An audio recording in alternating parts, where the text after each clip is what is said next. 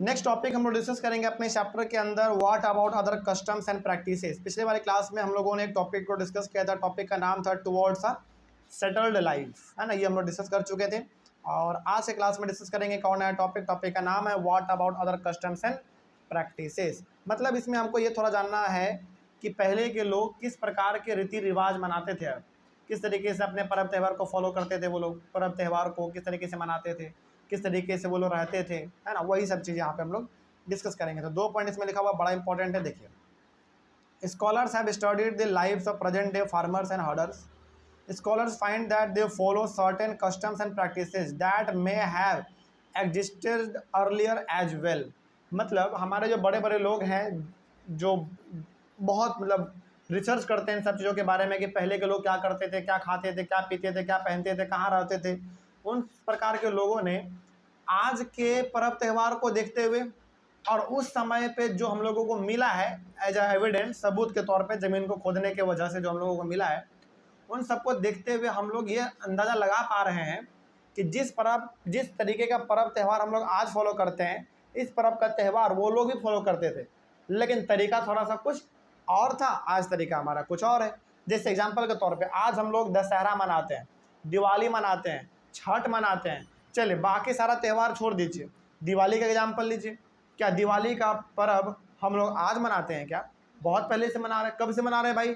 आपको पता है जब जब श्री राम जी रावण को मारकर अपने घर वापस लौटे थे तो उनके खुशी में क्या जलाया गया था?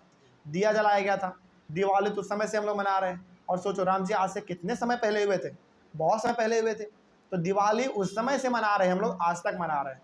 कहने का मतलब ये हुआ कि जिस तरीके का पर्व त्यौहार हम लोग आज मनाते हैं, इस तरीके का पर्व त्यौहार हम लोग पहले भी मनाते थे, लेकिन उस समय पे मनाने का तरीका कुछ और था, आज मनाने का तरीका कुछ और है। जैसे जिस समय पे हम लोग मतलब जिस समय पे राम जी ने दिवाली मनाया था, श्री राम जी ने, उस समय पे पटाखा वटाखा नहीं फोड़ा जाता था। उस समय पे केवल दिया जलाया जाता था। दीपावली का मतलब ही होता है दिया जलाना।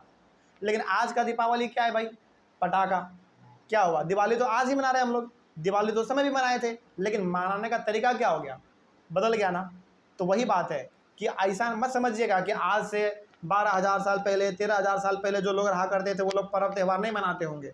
मनाते थे, बिल्कुल मनाते थे, लेकिन बहुत ही अच्छे से और बहुत ही शांत तरीके से मनाते थे। आज हम लोग तो बहुत ज़्यादा शोर शराबा कर देते हैं दिवाली के अंदर, ये पटाखा वो पटाखा, ये वो, इधर उधर घिरनी फिरनी क्या क्या तो हम लोग छोड़ते रहते हैं, है ना। तो ये सब चीज़ है। तो पर्व त्यौहार यानी कि रीति रिवाज, पर्व त्यौहार वो लोग भी मनाते थे, आज भी मनाते हैं हम लोग। तो क्या ये चीज़ हमारे लिए नया है या पुराना है? बहुत पुराना है, बहुत ज़्यादा पुराना है। ठीक है, आगे। Many of these farmers and herders live in a group called tribes. और पहले के लोग जो किसान हुआ करते थे, जो हर्डर हुआ करते थे, मतलब जो जानवर ये सब चलाया करते थे, उसको हम लोग हर्डर बोलते हैं। ये लोग ग्रुप में रहा करते थे, मतलब कि अपना एक गांव हो गया, वो एक ग्रुप बन गया, उसको हम लोग ट्राइब्स कहा करते थे। मतलब कि लोगों के ग्रुप को हम लोग क्या बोलते थे? ट्राइब्स बोलते थे। नहीं, किसान हो गए, हॉर्डर हो गया, ये सब मिलजुल के रहते थे। ऐसा नहीं कि केवल किसानों का ही ग्रुप है, हॉर्डर का ही ग्रुप है, नहीं, सब मिलजुल के रहते थे और उनके ग्रुप को हम लोग कहते थे ट्राइब्स। ठीक है, चलिए आगे बढ़ते हैं। ये टॉपिक था हमारा। बस अगला टॉपिक हमारा है a closer look living and dying in Mehrgarh. इसमें हम लोग 2 चीज़ों के बारे में पढ़ेंगे, मेहरगढ़ के बारे में पढ़ेंगे पहला, और दूसरा हम लोग पढ़ेंगे डाउजली हार्डिंग के बारे में पढ़ेंगे। तो हमारा बी नंबर में होगा, लेकिन पहले हम लोग ये वाला डिस्कस करते हैं। तो अब हम लोग थोड़ा सा डिस्कस करने वाले हैं किसके बारे में? मेहरगढ़ के बारे में। चलिए अब आपको हम थोड़ा सा याद दिलाते हैं। बताओ मेहरगढ़ कहाँ पे था? जल्दी बता सकता है कोई? मेहरगढ़ आपका उत्तर प्रदेश में था कि पाकिस्तान में था? अरे पाकिस्तान में था भाई, मेहरगढ़ पाकिस्तान में था। ठीक है, कोई बात नहीं, मेहरगढ़ पाकिस्तान में था। तो अब हम लोग थोड़ा सा मेहरगढ़ के बारे में ज़्यादा जान लेते हैं। ठीक है, हालांकि मेहरगढ़ के बारे में हम लोगों ने बहुत कुछ जाना भी है, वहाँ पे अलग अलग प्रकार के ग्रेन्स, अलग अलग प्रकार के बोन्स पाए गए हैं। अब थोड़ा सा हम लोग मेहरगढ़ के बारे में थोड़ा सा ज़्यादा जानकारी ले लेते हैं, यानी कि यहाँ पे लोग किस तरीके से रहते थे, किस तरीके से लोग यहाँ पे जीते मरते थे, वो इन्हीं चीज़ों के बारे में डिस्कस करने वाले हैं। देखिए पहला पॉइंट इसमें लिखा हुआ है, it is one of the earliest village. यानी कि ये देखो उस समय पे भी गांव हुआ करते थे, बिल्कुल सही बात है। मतलब कि आज से 12,000 साल पहले, 10,000 साल पहले भी गांव हुआ करता था, लेकिन गांव इतने बड़े नहीं जितने बड़े आपको आज गांव दिखते हैं। क्योंकि आज पॉपुलेशन क्या है, ज़्यादा है, तो गांव भी बड़ा दिखता है आपको, लेकिन उस समय पे पॉपुलेशन छोटा था तो गांव भी छोटा दिखता था। तो मेहरगढ़ हमारा क्या था, उस समय पे एक गांव था, लेकिन बहुत पुराना गांव था वो। ठीक है, आगे। It is located in a fertile plain near the Bolan pass which is one of the most important roads into Iran. मतलब ये जो आपका मेहरगढ़ है, ये जहाँ पे प्रेजेंट है वहाँ के आसपास का पूरा मिट्टी कैसा है, फर्टाइल है, मतलब बहुत ज़्यादा उपजाऊ ज़मीन है। आराम से किसी भी प्रकार का फसल लगा सकते हैं और आराम से आप खेती बाड़ी कर सकते हैं। और यहीं से हमारा ये जो बेसिकली आपका मेहरगढ़ है, ये कहाँ पे पड़ता है, बोलन पास पे पड़ता है। सवाल है कि सर ये बोलन पास क्या है। मेहरगढ़ के पास एक जगह है, मेहरगढ़ के पास एक जगह है जहाँ पे जिसका नाम क्या है, बोलन पास, और इसी के थ्रू लोग पहले पैदल ईरान की तरफ जाया करते थे। समझ रहे बात को। मतलब यहाँ पे सिंपल सा ये है कि मेहरगढ़ के बगल में एक जगह है जिसका नाम है बोलन पास, और उसी रास्ते से होते हुए लोग पहले कहाँ जाया करते थे, ईरान की तरफ जाया करते थे। ठीक है, आगे। Mehrgarh was one of the place where women and man learn to grow wheat and barley and rear sheep and goat for the first time in this area. मतलब इस एरिया में, जो मेहरगढ़ का आपका एरिया जो कि पाकिस्तान में आज पड़ता है, यहाँ पे पहली बार, मतलब कि मेहरगढ़ में ही, इस पूरे इलाके में मेहरगढ़ ही एक ऐसा इकलौता गांव हुआ जहाँ पे महिलाएं, बच्चे, इन सभी ने पहली बार वीट और बार्ले का खेती किया और सीप और भेड़िया को पालना चालू किया।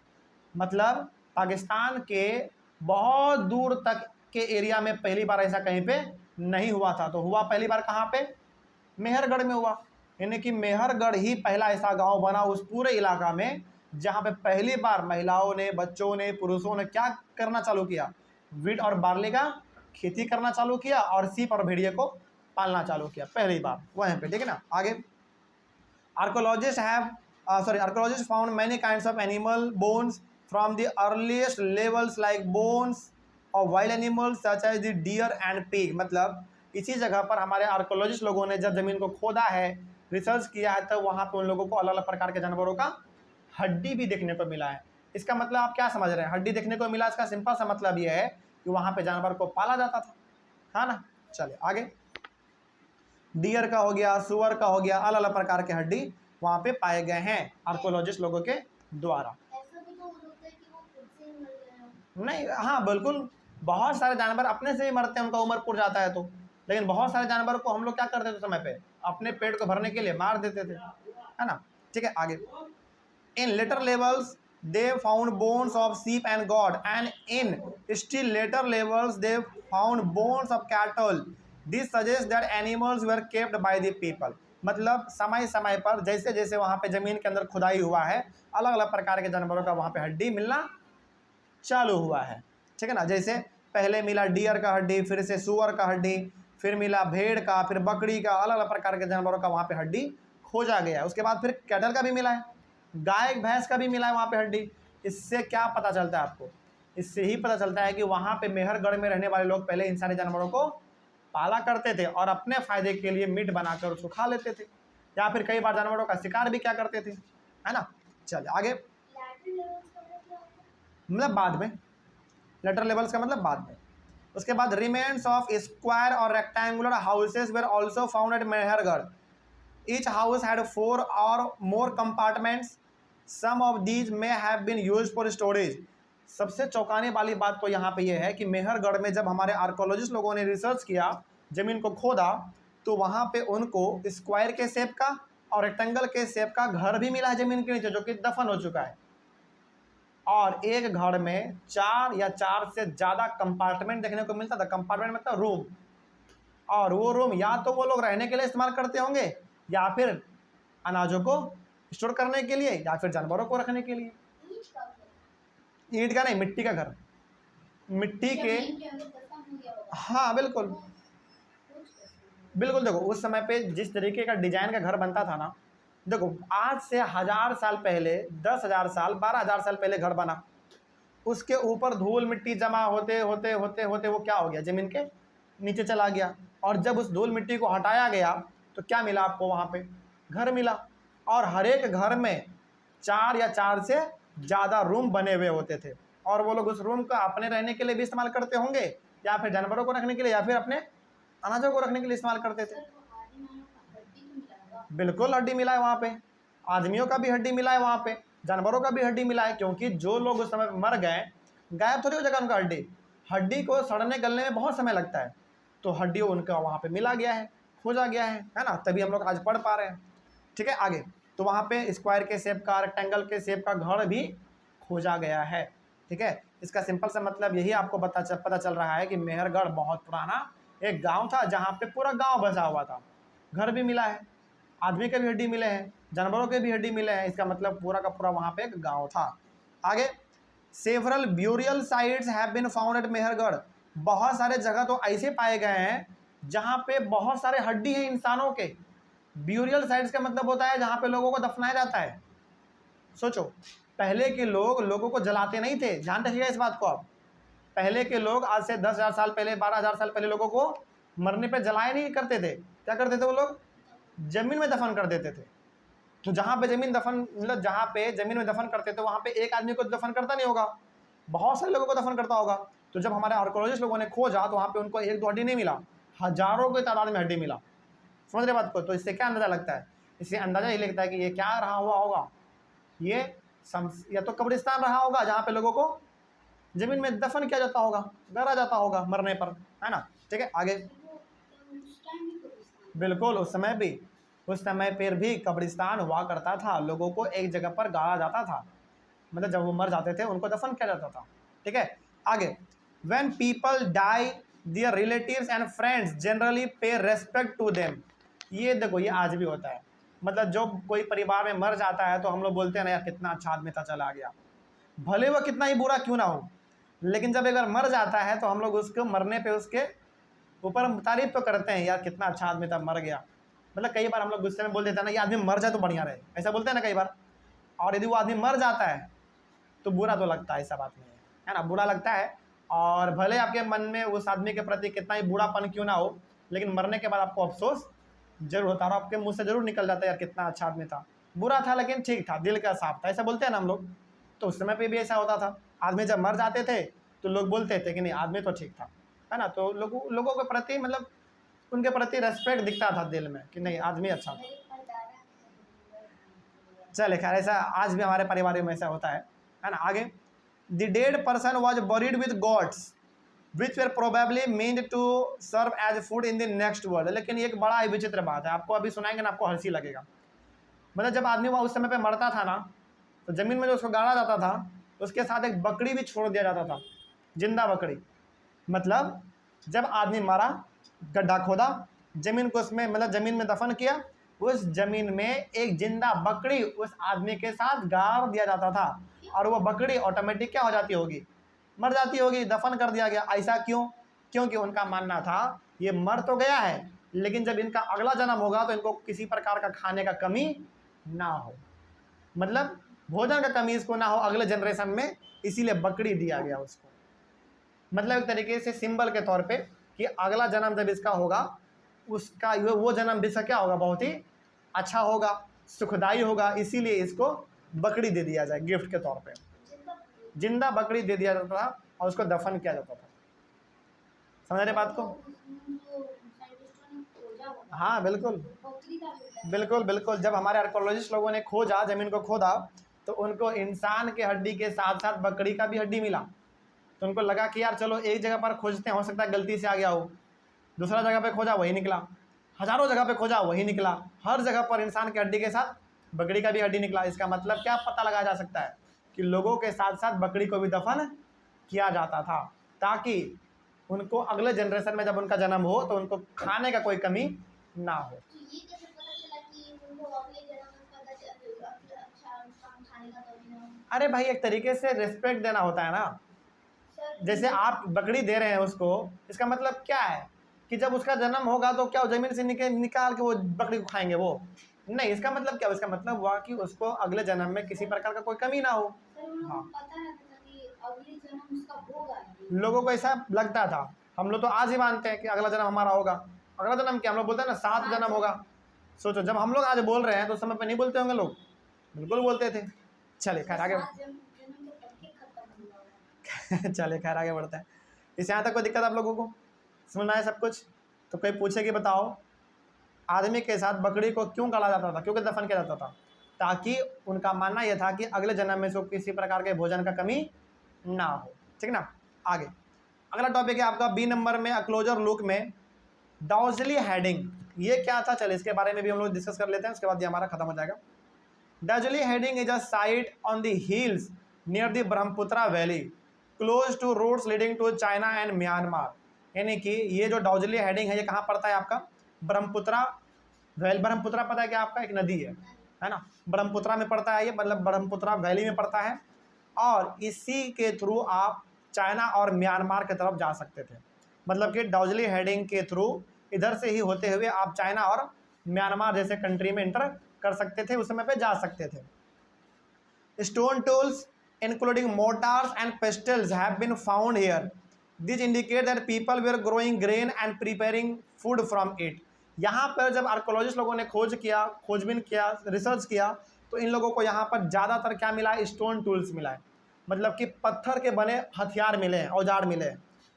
इन लोगों ये लोग क्या करते थे उस पत्थर से, भाई खेती बाड़ी करते थे, पहला बात, जानवरों को मारते थे, दूसरा बात, और किसी सब्जी को काट के खाना हो, इस प्रकार का भी ये लोग इस्तेमाल अपना यहाँ पे करते थे।